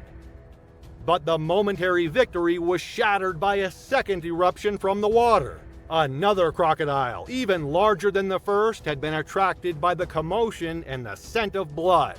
This one targeted Moses, its massive jaws closing around his torso with crushing force. The first crocodile returned to Zira, who was now barely conscious from blood loss and shock. It reclaimed its prey, dragging her in the opposite direction from her brother. On the riverbank above, 2 workers from the safari lodge had heard the screams and came running. They arrived just in time to witness the horrific scene below. 2 massive crocodiles disappearing into deeper water, each with a child in its jaws. Hours later, as the sun began to set, the search teams made their grim discoveries. The children's bodies were found separately, washed up on a sandbank downstream. The village mourned deeply. Their mother and father were deeply heartbroken. The safari lodge closed for 3 days out of respect, and the manager announced that they would fund a new fence along the most dangerous stretches of the river near the village. July 14, 2019 was a still, windless night in the grasslands near Kenya's Masai Mara. The heat of the day lingered long after sunset, and the sky was wide and moonless, speckled with stars that made the land below feel even darker. Around a private bush home just outside the reserve's formal boundary, the quiet was deep enough to hear insects ticking in the dry grass and the occasional shuffle of hooves or paws in the distance. The fences were low, decorative not functional, and beyond them lay open savanna shared by tourists, scavengers, and predators alike. Inside the guest lodge, 4 American travelers were winding down from their first full day on safari. Jack and Mariah Langston, both 24, had saved for a year to make the trip happen. They'd invited their close friends Devin and Haley Boyd, both 23, to join them. Friends they'd known since college, the kind you text without thinking and make plans with on instinct. Devin was the steady one, quietly funny, always helpful. The first to carry someone's bag or check if everyone had water before a hike. He wasn't reckless, just curious, thoughtful, and eager to make the most of the experience. The lodge they'd rented came with a private chef, sweeping views, and one simple, repeated rule. After dark, no one was to go outside. Not for a walk, not for photos, not even to look at the stars. The bush at night was a different place, alive, unpredictable, and not to be underestimated. He never saw where the monkey went. The rustling didn't stop, but it had shifted, lower now, heavier, coming from just beyond the patio. Devin stepped forward, scanning the dark. It wasn't a smart decision. Everyone had heard the rules. After dark, you stay inside. Devin had heard them too, but it's easy to forget how real the danger is when the night is quiet, the lodge feels safe, and the threat doesn't look like a threat. He wasn't careless by nature, just curious. And in that moment, curiosity overruled caution. What he didn't know was that not everything outside that night was prey. Devin didn't see the hyena until it was already on him. It lunged from the side, low, fast, and without warning, its jaws locking onto his lower leg with crushing force. The impact knocked him off his feet, and within seconds he was being dragged across the stone patio, his flashlight spinning into the dark. It was a spotted hyena, common in this part of Kenya, especially near bush homes where the scent of food or people lingers into the night. Though often associated with packs, they patrol alone just as easily, moving low through the grass with almost no sound. Unlike lions or leopards, they don't roar before they strike. Their jaws are among the strongest in the mammal world, over 1,100 pounds per square inch, more than enough to snap bone. And they don't chase, they wait for an opening. Devin had just given one. The hyena's grip tore through muscle and tendon as it yanked him toward the brush, its paws kicking up dust with each step. He screamed, trying to twist free, kicking with his free leg, but the animal didn't let go. It dragged him several more feet before stopping, still locked on, breathing heavily and low. Haley burst through the door, shouting his name as panic broke into a full scream. Jack and Mariah scrambled to turn on the exterior lights while Haley grabbed a chair and hurled it in the direction of the attack.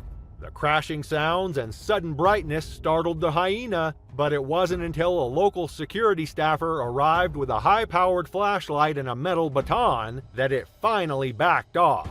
The animal hesitated, eyes glowing in the beam, then turned and slipped into the tall grass without a sound. Devin lay motionless on the ground, his leg mangled and covered in blood, the flashlight flickering weakly a few feet away. Devin was still conscious, his leg had been torn open from knee to ankle. Muscle was exposed, tendons shredded, and 2 bones were fractured. Staff applied a pressure dressing while others tried to keep him calm. A medevac helicopter arrived from Nairobi before dawn. He was flown out, stabilized, and underwent emergency surgery just after sunrise.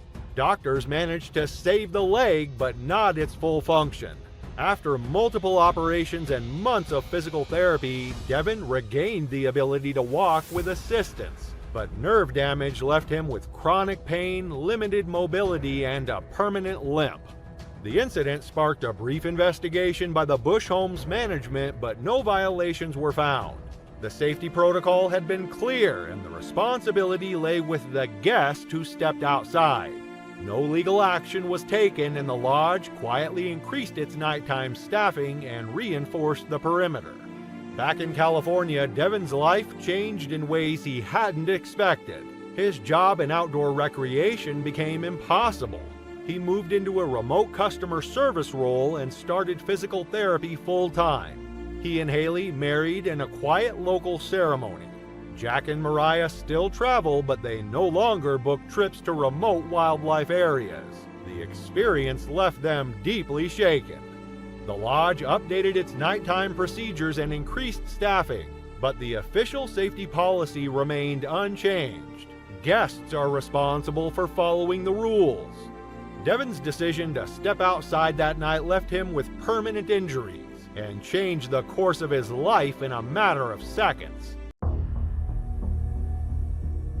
On August 23, 2018, the Okavango Delta in Botswana shimmered under the relentless African sun, temperatures soaring to 104 degrees Fahrenheit by midday.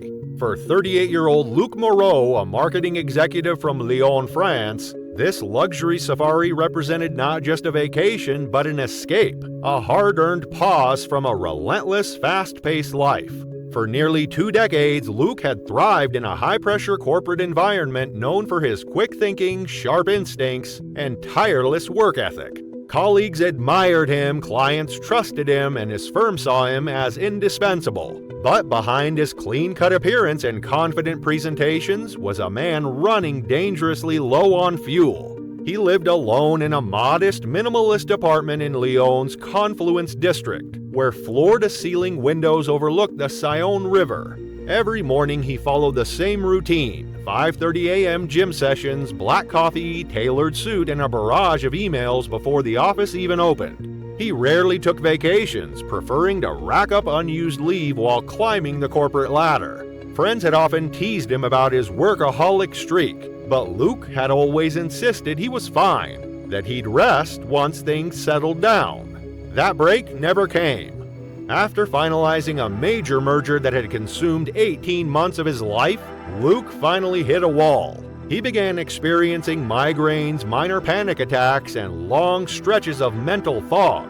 His doctor had urged him to take time off.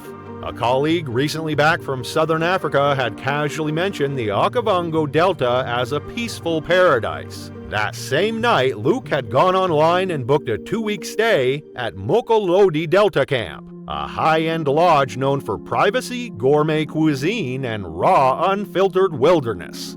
He arrived 3 days before the incident, immediately charmed by the camp's elegant thatched roof cabins overlooking a small lake that branched off from the main delta channels. His accommodation featured an outdoor shower, a private deck, and uninterrupted views of wildlife coming to drink at the water's edge. Luc was struck by how quiet it was. No phones ringing, no buzzing notifications, no artificial urgency. He found himself sleeping longer, breathing deeper, and walking slower, finally feeling like a version of himself he hadn't known in years.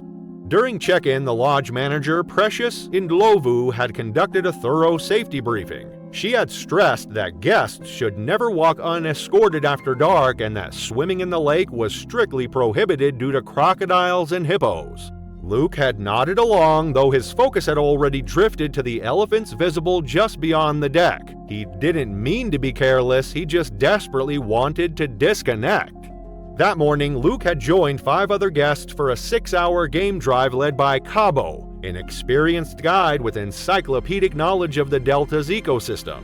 The Land Cruiser had departed at 5:30 a.m., allowing them to witness a spectacular sunrise over the floodplains. By 10 a.m., they had already spotted lions lounging after a kill, a leopard draped elegantly over an acacia branch, and countless antelope species grazing on the lush vegetation. Cabo had positioned the vehicle perfectly for photographs, explaining the behavior of each animal with passionate detail. As the day heated up, Luke found himself increasingly uncomfortable. Despite the canvas roof of the safari vehicle, the sun beat down mercilessly, and his light linen shirt clung to his back with sweat. He drained his water bottle quickly, accepting a refill from Cabo's cooler. By the time they returned to the lodge at 11:30 a.m., Luke was thoroughly overheated. While the other guest headed to the dining area for lunch, he retreated to his cabin. The shower provided temporary relief, but stepping back into the humid air left him feeling sticky and uncomfortable almost immediately. From his deck, Luke gazed longingly at the lake just 164 feet from his cabin. The water looked cool and inviting, its surface glassy and still in the midday heat. He could see no signs of the dangerous animals mentioned in the safety briefing, no hippo ears protruding from the surface, no crocodiles sunning themselves on the banks. Just clear, tempting water that promised blessed relief from the oppressive heat. Luke checked his watch, 1:15 p.m. The afternoon game drive wouldn't depart until 4 p.m., leaving nearly 3 hours to kill. What he craved was solitude and coolness. He told himself it would just be a quick dip. 5 minutes in and out, no one would even notice. Decision made, Luke changed into swimming trunks and grabbed a towel. He scanned the area around his cabin. No staff members were visible in the midday heat, most likely taking their own breaks between the morning and afternoon activities. As Luke approached the water's edge, he noticed a faded sign partially obscured by vegetation. Danger, no swimming crocodiles. He hesitated briefly, then rationalized his decision. The water was clear enough that he could see the sandy bottom near the shore. Surely any large predator would be visible. Besides, he would stay inside the shallows just deep enough to submerge his overheated body briefly before returning to his cabin. At 1:22 p.m., Luke stepped into the lake, sighing with pleasure as the cool water enveloped his ankles, then his calves. The bottom was firm sand, sloping gradually deeper. He waded out until the water reached his waist, then bent his knees to submerge his shoulders. The relief was immediate and exquisite. He closed his eyes, savoring the sensation of heat leaving his body, completely unaware that his movements had already been detected. The Nile crocodile that had claimed this section of the lake as its territory was a massive specimen, nearly 16 feet long and weighing approximately 1,100 pounds. It had been resting in a reed-covered inlet about 90 feet from where Luke entered the water. Though nearly invisible with only its nostrils and eyes breaking the surface, the ancient predator had immediately sensed the vibration of Luke's entrance into its domain. Crocodiles are patient hunters, having perfected their ambush technique over 200 million years of evolution. This particular specimen began moving toward Luke with barely a ripple, its powerful tail propelling it silently through the water while its body remained completely submerged. Its cold, prehistoric brain registered only one thing: prey had entered its territory. Luke, feeling wonderfully refreshed, decided to wade a few feet deeper to fully immerse himself. The water now reached his chest as he moved parallel to the shore, unaware that death was approaching from behind at frightening speed. His first indication that something was wrong came when he noticed small fish darting away in all directions, a split-second warning that came far too late. The attack was devastatingly swift and precise. The crocodile surged forward in a final explosive burst. its massive jaws clamping around Luke's right thigh with bone-crushing force. Over 3,700 pounds of pressure per square inch, more than enough to shatter his femur instantly, closed on his flesh. Luke's scream of shock and agony echoed across the water, cut short as the crocodile executed its instinctive death roll. The predator spun violently, twisting Luke underwater in a disorienting spiral designed to tear chunks from its prey and drown it simultaneously. Water filled his lungs as he was dragged beneath the surface, his body contorting unnaturally with the force of the rotation. His fingers clawed desperately at the crocodile's armored snout, finding no purchase on the prehistoric scales. For a brief moment, the crocodile paused its rolling and Luke broke the surface, gasping and choking. He managed to scream for help before being dragged under again. On the shore, a groundskeeper who had been trimming vegetation heard the cry and looked up in horror to see the water churning violently about 200 feet from the bank. The crocodile rolled again, more powerfully this time. Underwater, Luke felt his consciousness fading as oxygen deprivation and shock took their toll.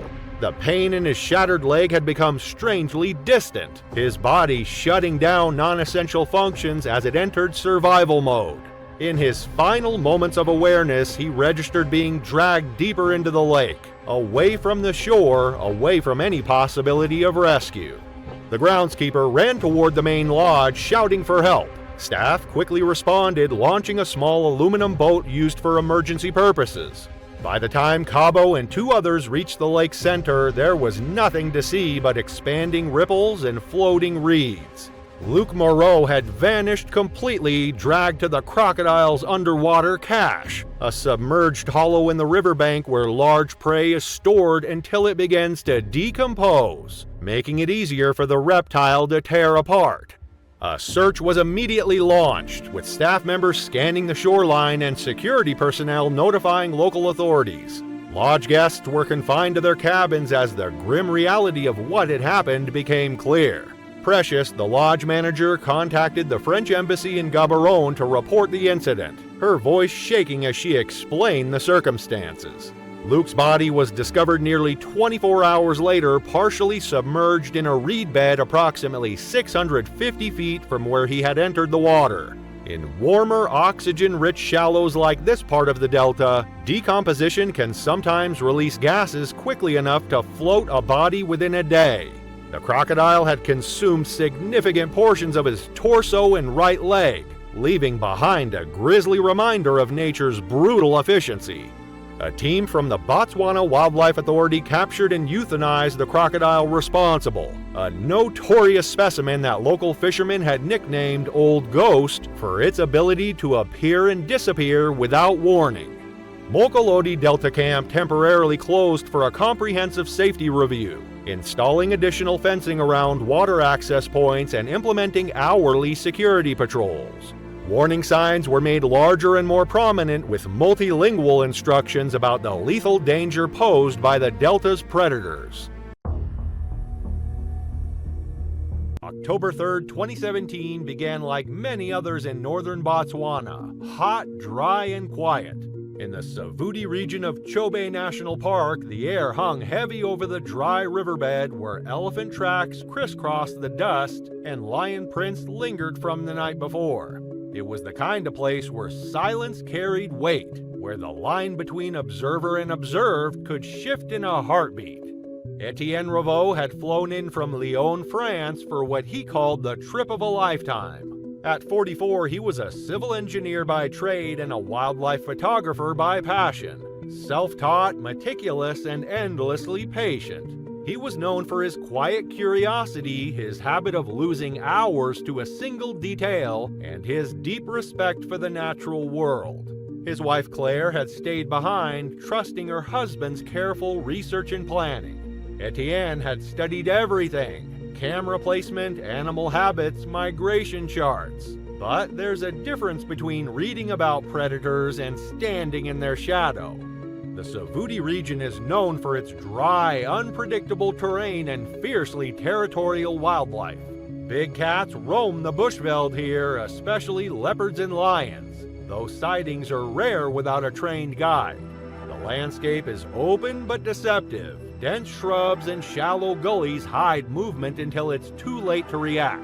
And although most animals in national parks are native, rumors of exotic species from nearby private reserves, smuggled, escaped, or illegally kept, surface now and then, especially near the fringes.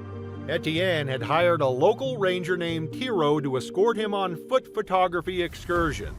They had spent 3 days tracking known predator routes, staying close to the vehicle and following park guidelines. But on the 4th day, just before sunset, Etienne caught a flicker of movement in the brush near the riverbed. A flash of orange, a shape too large, too striped to be anything else. He stopped walking, lifted his camera, and without a word stepped away from the guide and followed it.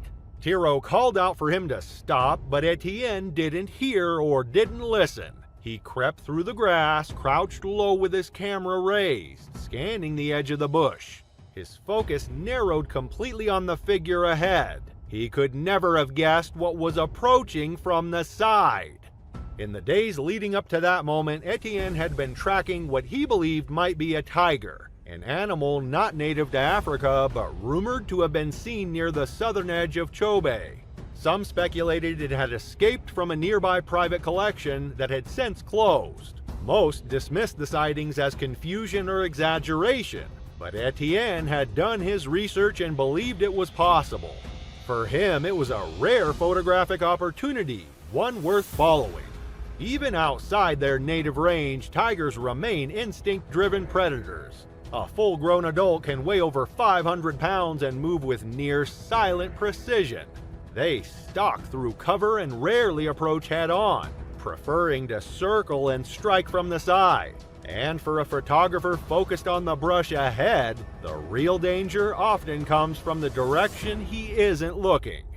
The tiger burst from the underbrush and hit Etienne from behind, knocking him face first into the dirt. Its claws tore across his back and thigh as it landed. He screamed and twisted, kicking wildly, but the animal had already latched onto his leg. Bone cracked audibly. The camera hit the ground and shattered. The tiger dragged him several feet through the dust before releasing him and circling again, tail twitching, breathing heavy. Tiro had already radioed for help. Locals from a nearby research outpost heard the cries and rushed in with noise deterrents, metal canisters, whistles, and flares. The tiger backed off as they approached, fading into the brush as silently as it had arrived. Etienne was bleeding heavily, his leg mangled nearly beyond recognition, but he was still conscious when they reached him. He was carried back to the vehicle, stabilized, and driven to a ranger station several miles away where he was airlifted to a hospital in Mon. By the time he arrived, he had lost a dangerous amount of blood and required immediate surgery. Doctors managed to save his life, but not his leg. Surgeons were forced to amputate above the knee. The wounds were too extensive, tendons severed, arteries crushed, and infection already setting in. As news reached France, Claire flew in to be by his side, arriving just before his second surgery.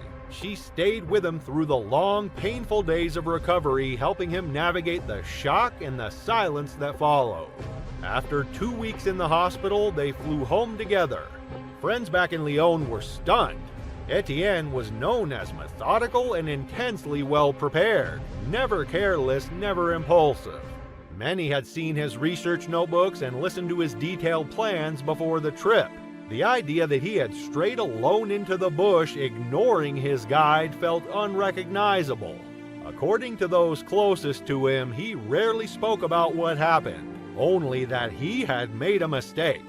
Officials reviewed the incident and confirmed that Tiro had followed protocol. The park issued no penalties but began distributing updated safety briefings to independent travelers and amateur photographers. New signage was posted around Savoudi's southern perimeter, and reports of exotic species were investigated more aggressively. No trace of the tiger was ever found again. The morning of March 15, 2017 dawned with perfect safari weather across Tanzania's legendary Serengeti National Park. Henry Danforth, a 45-year-old mechanical engineer from Phoenix, had been planning this trip for over 2 years, meticulously researching the best times to visit and the most exclusive tour operators.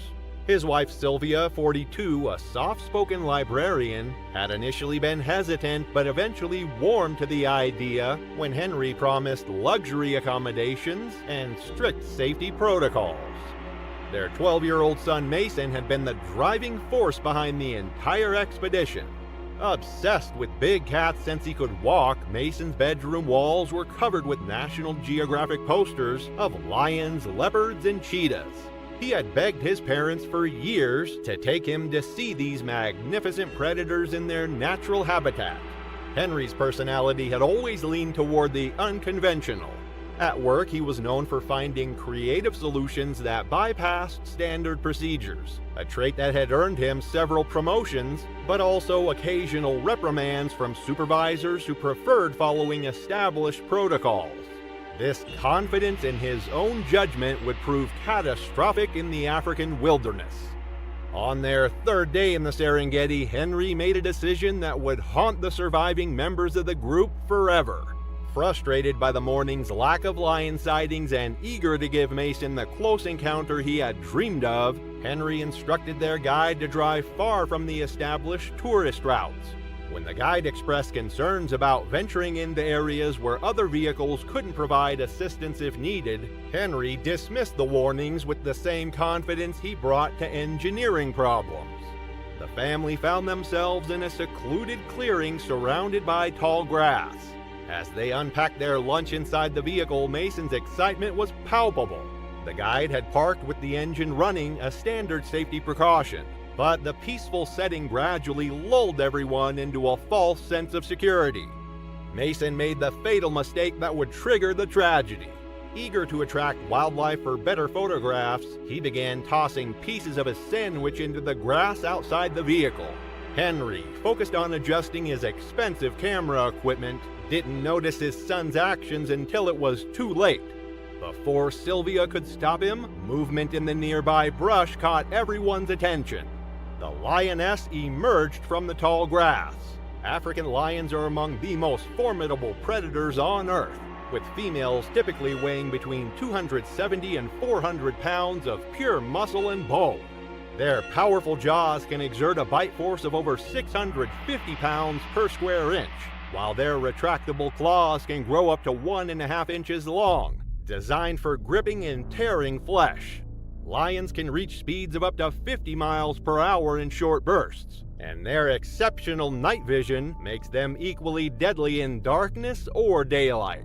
The guide immediately tried to leave, but Henry insisted that they wait just a moment longer for the perfect shot. The lioness, now only 20 meters from the vehicle, had caught the scent of the scattered food and was investigating with cautious curiosity. Mason, finally seeing a lion up close, begged his father to let him get out for a better photograph. Against every safety protocol he had been taught, and despite the guide's increasingly frantic protests, Henry made the decision that would cost his family their lives. He opened the vehicle door and stepped out, camera in hand, convinced that his presence would create the dramatic wildlife footage he had dreamed of capturing. Mason, seeing his father outside and desperate not to miss this opportunity, scrambled out before Sylvia could stop him. Sylvia, unwilling to abandon them, followed her son out of the vehicle. The lioness's predatory instincts exploded into action the moment she saw the three humans standing in the open. To her, these upright figures represented potential threats to her territory and cubs, which were hidden in a nearby brush. Female lions are fiercely protective mothers, and her powerful muscles coiled as she prepared to eliminate the danger with overwhelming force and speed. The attack began with the lioness charging Henry, who was closest to her position. She covered the distance between them in seconds, her massive frame moving with the fluid power that made lions apex predators. Mason screamed as he watched his father disappear beneath the lioness. But his cry attracted the attention of two more lions from the pride who had been watching from concealment. These additional predators, alerted by the commotion, emerged from the tall grass and immediately focused on the remaining threats. Sylvia grabbed Mason and tried to push him back toward the vehicle, but the second lioness was already in motion, covering the ground between them with terrifying speed. The assault lasted less than 3 minutes, but those minutes contained a lifetime of terror. Henry was the first of all, his attempts to fight the lioness futile against her overwhelming strength and razor-sharp claws. Mason and Sylvia were caught in the open ground between the vehicle and the tree line, with no escape route available as the remaining lions closed in from multiple directions. Their screams echoed across the savannah until the pride dragged their victims into the tall grass, where the sounds gradually faded into terrible silence.